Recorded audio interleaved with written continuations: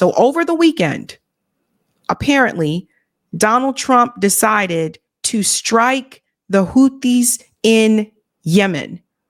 Hear why this is going to be a big problem. Number one, it wasn't just the Houthis that were attacked.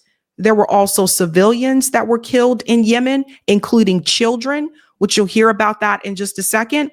But also, this is Donald Trump doing the order of Benjamin Netanyahu. Benjamin Netanyahu wants him to attack Yemen because it gives Israel a reason to go to war with Iran. We'll get into this a little bit more. Let's start off with this clip here, ladies and gentlemen.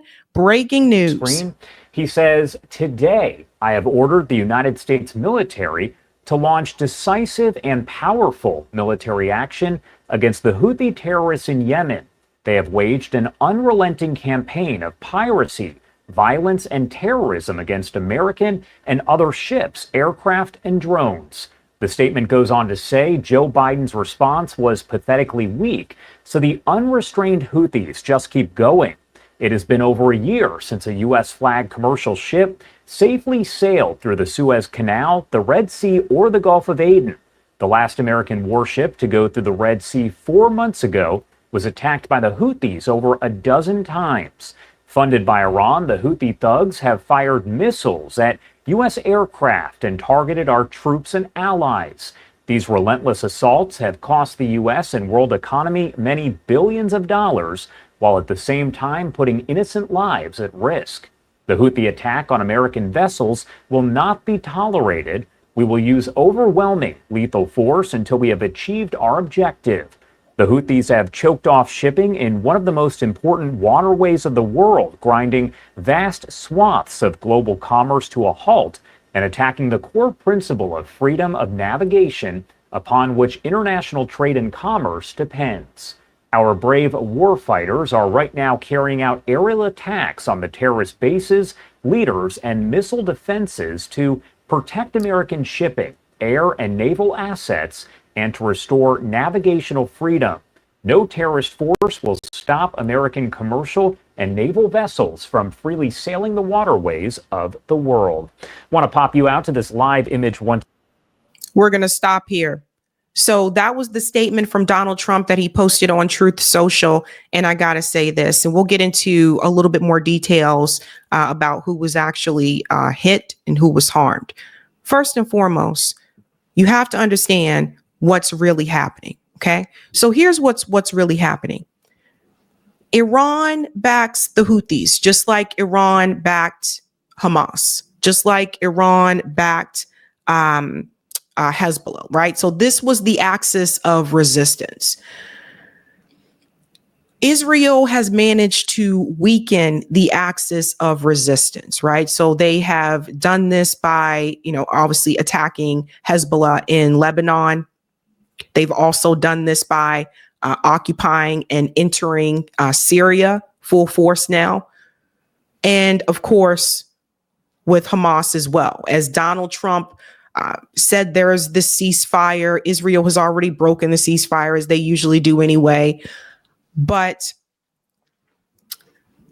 you have to understand that if the axis of resistance is broken and if it is weakened, then that means that Israel will get to continue to grow across the Middle East, occupy and oppress, and also displace people. How does that happen?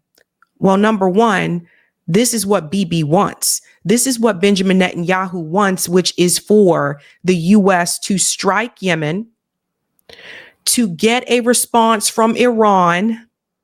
And thus, if it gets a response from Iran, then that means that Israel will try its best to convince the United States government to get their troops involved in an all-out war against Iran. You see, right now, the biggest hurdle for Israel is Iran. And if they can get them out of the way, then they can continue with their plan to build a greater Israel. Then you wouldn't have Hezbollah, you wouldn't have Iran, they were occupied part of Lebanon still. So you wouldn't have Iran would be out of the way. if they continue to take over Gaza, which I still think is the plan and what they're going to do, then they wouldn't have Hamas. Hamas, from what I understand, has already agreed to try to leave if they wanted to. We'll get into that a little bit more. And then also they have gone into Syria. If all of these forces are out of the way, that means that Israel can continue to expand. Now, this is where I feel like the other Arab nations really need to stand up, because the biggest hurdle for them is Iran. Saudi Arabia is just kind of chilling there. Egypt, same thing. Jordan, same thing. But if I were Saudi Arabia, Egypt, and Jordan, I would look at it this way. How long before they come and take over our territory, right? How long before they come into Jordan and take over? How long before they come into Egypt and take over? How long before they try to tiptoe into Saudi Arabia and take over? So that's how I would look at it. This is why I said before, the other Arab nations have got to take a stand. And they're not going to do that, though, because they have a tight relationship with the United States government. That's why they don't take a stand against Israel. So now we're looking at escalating the Middle Eastern conflicts, right? But more importantly, it was Donald Trump who issued the strike in Yemen, which, once again, I want you to write this down, put it on your calendar, folks, because I want to remind you, this is not a peace politician. That is not anti-war. And we'll go into a little bit me here because I want to show you some other things, right? Because some of the things that he said are not only false, but the problem is also that he went around Congress. And I want to bring this in here as well. This is from Justin Amash. I'll say it again. It is unconstitutional for President Trump to engage in acts of war in Yemen. It doesn't matter how appropriate you think it is for the U.S. to take on Houthis or terrorists or anyone. Congress has not authorized war in Yemen. Engaging in war there is unlawful. And this is why and again, Justin Amash at one point was a Republican. I think he's now independent, and a lot happened there with Justin. But this is one of the things I've warned people about too as well, is that when it comes to foreign policy, this is the one area where the president can just kind of go, I think I'm just going to do this. You see how he just stepped right over Congress to do that? So again, everybody needs to stop saying, for the people who are still saying this, stop saying Donald Trump is anti-war. I told you he wasn't. He wasn't anti-war in 2016 during his first presidency. When he had strikes against Syria, then when he struck people in Somalia, don't forget that he was the one that went after Soleimani. So I don't know why all of a sudden people's memory has been shortened. But that's not peace. That's not anti-war. That's escalation. And the last thing anyone should run right now is escalation in the Middle East. And that's exactly what he did. I'm going to show you also the statement here from Ansar as well, so you can see why they are blocking that area. Al Jazeera here says Houthis say children among 32 killed after the U.S. fighter jets bomb Yemen. The U.S. raids came after Trump warned the hell will rain down if the Houthis attack ships in the Red Sea. Children, again. So now you see, once again, ladies and gentlemen, what did I tell you? Now you see under Biden and under Donald Trump, both are killing children. And that should not be a partisan issue for anyone. If you're okay with people killing children, I would ask you to check yourself. Little kids and shit. So a little bit more detail here that I want to get into. We're going to debunk some of the things that he said. We already ran through his statement there. So shout out to Al Jazeera for this. False, misleading. The Houthis, who control much of Yemen, have yet to attack any ships, despite threatening to do so last week over Israel's blockade on all food, fuel, and other supplies in the Gaza Strip. So do you see what is happening? There was no attack from them on any of those ships. They threatened to do so, but they didn't. So the U.S. struck first. I'm telling you this because corporate media isn't going to. So make sure you write this down. This is important for people to know. In a statement, a Houthi spokesman, excuse me one second, I lost my spot. Here we go. In a statement, a Houthi spokesman accused the U.S. of overstating the threat to shipping operations to influence public opinion. What the U.S. president claims about a threat to international navigation in the Bab al-Mandeb Strait, excuse my pronunciation, sorry guys, is false and misleading to international public opinion. That's coming from Mohammed Abdul Salam. The maritime embargo declared by Yemen in support of Gaza is limited only to Israeli navigation until humanitarian aid is delivered to the people of Gaza, according to the ceasefire agreement between the Palestinian resistance and the enemy entity. The political bureau of Houthis issued a separate statement describing the attacks as a war crime and promised to respond. The aggression will not go unanswered.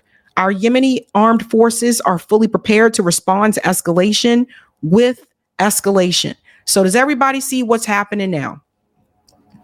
So for as many who said that Trump would bring peace there, no, Trump is escalating the tensions in the Middle East. Of course, they're going to respond, but that's exactly what the U.S. government wanted to happen. There was a conversation here from Max Blumenthal, and I want you to hear what was said about why they were doing what they're doing. Our ultimate goal is to establish a global order based on justice for all people of the world. Now, this is Max Blumenthal.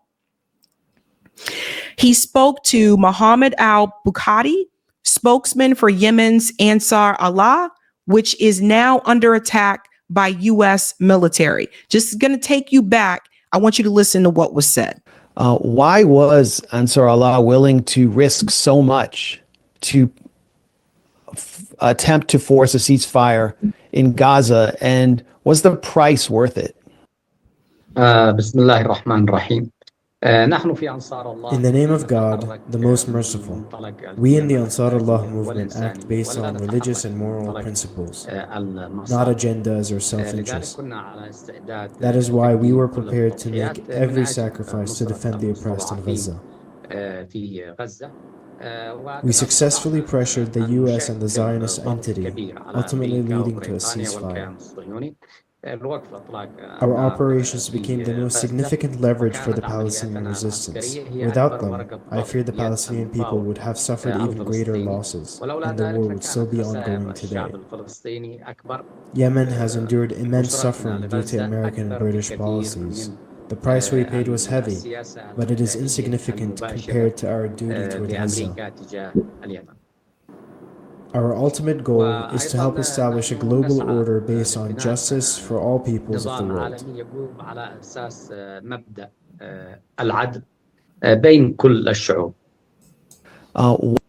So a shout out to Max for that conversation there. So again, they were trying to obviously help the Palestinian people. And I think like people, when I say here's what really happened, what really is happening is that Israel wanted Donald Trump to do this. It all goes back to them. Wanted him to do it. Now, obviously, he didn't have to do it, but I mean, you know, he kind of took the money that said he would do it. You know what I mean? So that's how this works. So now you have more kids being killed yet again. Thank you so much for this one, Wrath. People's memory been short and sad because they have literally been brainwashed by TikTok in 30-second intervals. I think that could be a part of it as well. People are just totally forgetting about the things that happened prior in Donald Trump's presidency. And I want to bring in what Ali says as well here. Thank you so much for this, Ali, who's a part of the Electronic Intifada. Yemen has made clear that the sea blockade will end when the Israeli genocide and blockade of Gaza ends. Donald Trump knows this, but is doing this for Israel while pretending it is for America and Americans. And that's what people really have to understand, you guys. Again, that's not making America, you know, great. That's not putting America first. That's putting Israel first. That's really what that is about. So don't forget that Israel decided to stop allowing goods and foods into Gaza yet again. They are doing a starvation tactic yet again to people in Gaza. So no, it is not right. That is a war crime. That is against international law. You cannot starve people.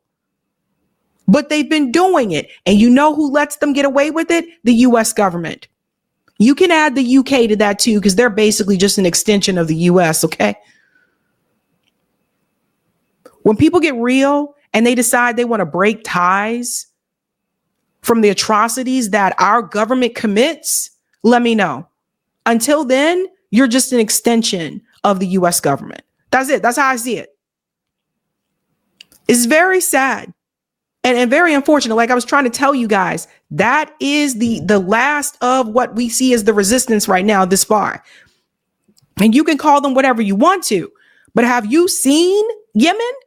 Have you seen the images of Yemen? What the U.S. government did to Yemen? Don't forget it was the U.S. government who gave weapons to Saudi Arabia to kill all those people in Yemen. And now we're killing people in Yemen again. This is why there was even a bill at one point that was going to be brought to the Senate floor about Yemen to stop it. Like they another genocide, you can say, to speak. In Yemen, all the people they've killed. That's our government, guys. And now they're killing them again. Most of the carnage that has taken place in the Middle East is because of the US government and because of Israel. Most of it. Same as around the world. And everyone has to call this out. It doesn't matter. I don't care what your political ideology is. If you say you're anti-war, you got to call this out. Because here we go yet again. It's a mess. Hey guys, this was a Sabby clip. If you like what you saw, hit that like button and subscribe.